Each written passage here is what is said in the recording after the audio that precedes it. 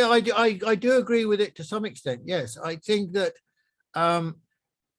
the deeper problem is that Russia. Look, there are two deep problems here. One is that was the collapse of the Soviet Union in 1991, the disintegration of the Soviet Union, which was a disaster for Russia, and of course led to on the left a wholesale review of the October Revolution and so on, and why did it eventually fail? Russia had to come to terms with being a much diminished country. I mean, Russia, I can't remember the exact figures now, but I think Russia lost a third of its Soviet Union, now Russia, lost a third of its population and a half its territory, or the other way around, I can't remember immediately. But that was a huge hit, which Russia has had to try and find a way of coming to terms with historically. And we know when disasters like that happen to a country, it's very difficult for the country to be able to deal with it and to respond to it. And different countries have different ways of dealing with it. And it's a proud country. It's also always been, it's fought a lot of wars. It's had always placed, unlike China, a lot of weight on its military power and so on. It's been very influenced by the West in its attitudes, foreign policy, in a way that China has never been. So that's one side of the problem, and the deeper problem. So Russia and how Russia feels about what happened. And the second problem is the American attitude towards Russia after the disintegration of the Soviet Union. And the question then, and it was widely debated at that period in the West, was, well, what are we going to do here about the situation? Are we going to, is NATO necessary anymore? There was quite a big debate about whether NATO should be disbanded and so on. But I think, and initially there was also discussion, Baker, who's then Secretary of State, said that, that NATO should not be expanded up, told the Russians that it should not be expanded up to the Russian border and so on. But in reality, of course, we can see what's happened. What's happened is that, East European countries chose to join NATO. Not all of them, but most of them. And I think you've got to draw the conclusion from that the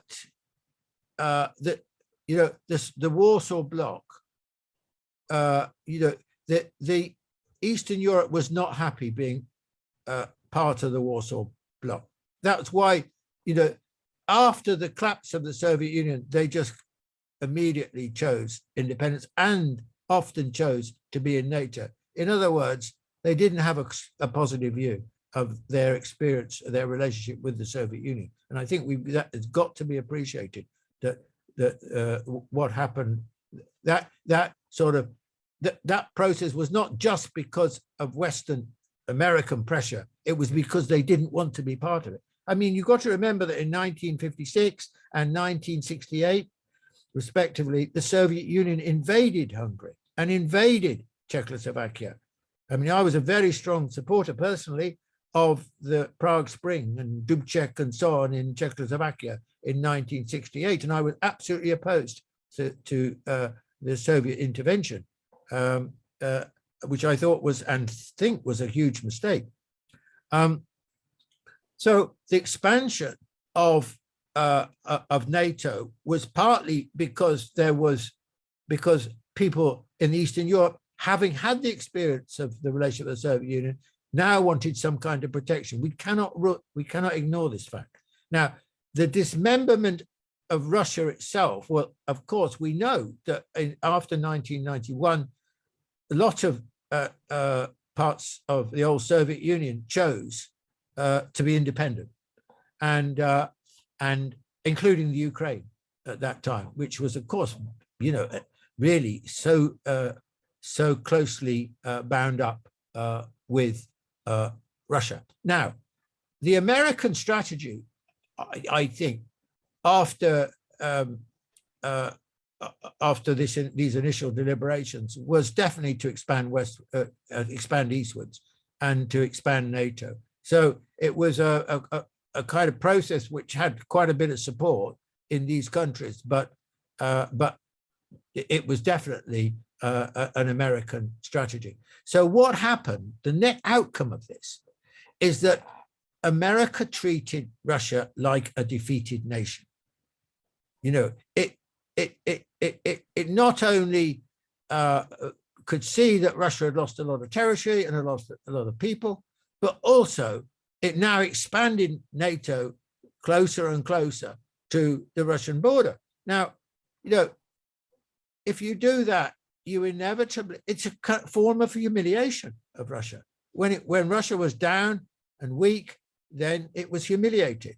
So the origins of this crisis lie in Russia's response to its losses on the one hand, and America's determination to treat Russia as a defeated nation.